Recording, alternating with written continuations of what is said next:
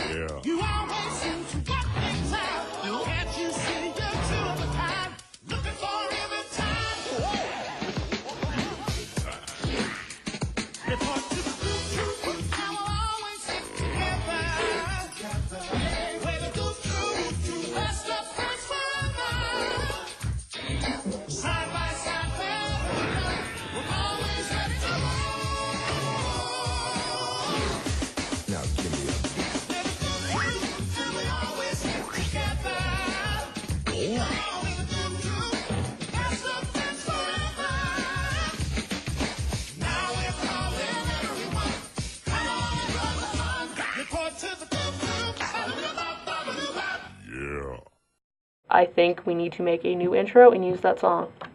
What say you?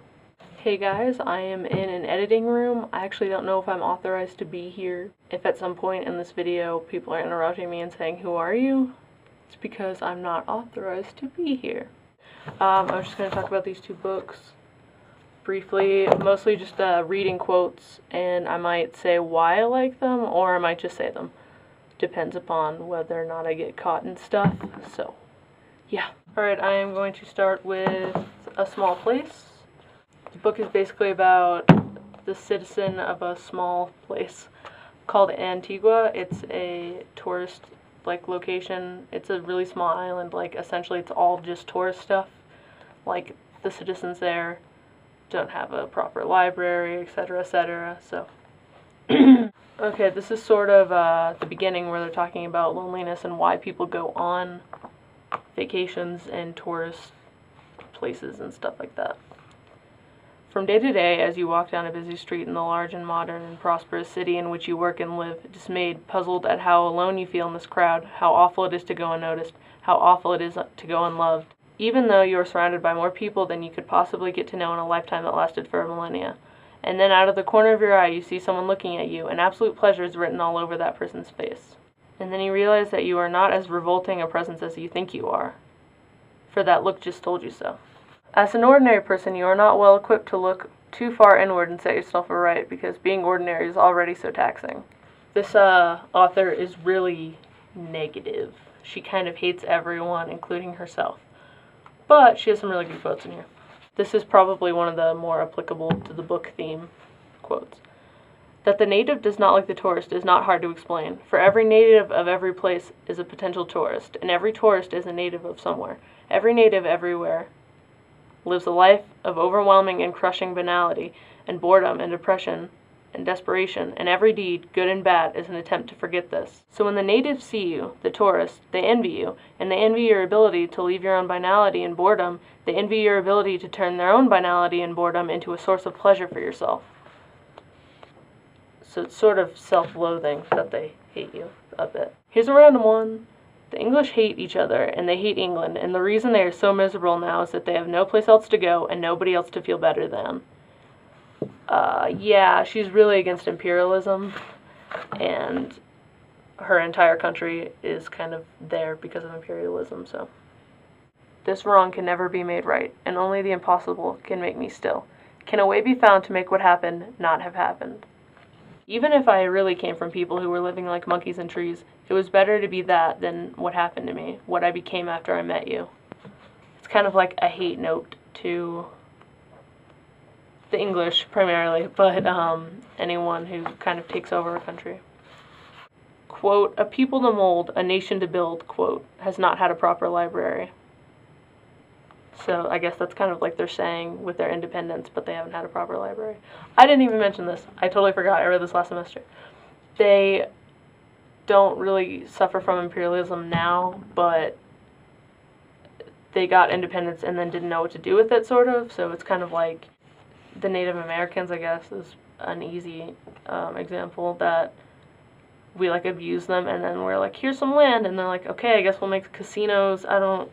It seems to be true that in Antigua, all the ways there are to acquire large sums of money are bad ways.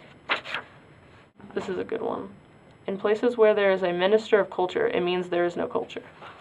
If you had culture, you It would just be there. You wouldn't need someone to point it out.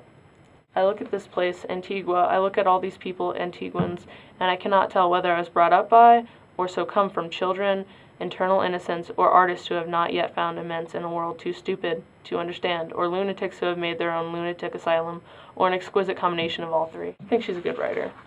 Wouldn't want to be her friend, but she's a good writer.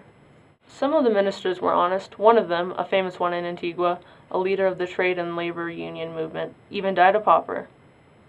So that means he's honest. The hospital in Antigua is so dirty, so run down, that even if the best doctors and nurses in the world were employed, a person from another part of the world, Europe or North America, would not feel confident leaving a domestic animal there. This is the end part, so there's quite a bit of quotes, but it all sums up the book really well. It is as if, then, the beauty of the sea, the land, the air, the trees, the market, the people, the sounds they make, were a prison, and as if everything and everybody inside it were locked in, and everything and everybody that is not inside it were locked out. No industrial revolution, no revolution of any kind, no age of anything, no world wars, no decade of turbulence balanced by decades of calm. Nothing, then natural or unnatural, to leave a mark on their character. All masters of every stripe are rubbish, and all slaves of every stripe are noble and exalted. There can be no question about this. She's really not a gray area person. Once they are no longer slaves, once they are free, they are no longer noble and exalted. They're just human beings. So that's a small place. I think you guys will like it, especially those of you that travel a lot. Of you six, I know we've all been places that we are the tourist of, because everyone is a tourist in some place. If you can't understand people where you're at, it's because they're there all the time and you're getting joy from something that they're not amazed by. They actually kind of hate their lives day to day. And the part about people being lonely, like everyone feels that, and when someone's on a vacation, they're escaping their loneliness. So it's just kind of like a sign that's like, I'm not lonely, but you are. So yeah, if you want to read more, it's a lot of whininess, but it's also insightful. So go ahead. I think I might save Ways of Seeing for next little book talk. Not to steal Paisley's thing or anything, but it's kind of about art and the reproduction of art, and it says good things about art, and it totally bashes art. But there's some really good quotes in here, so I'll look at that next time. Also, Pam's art is the prettiest art of all the art.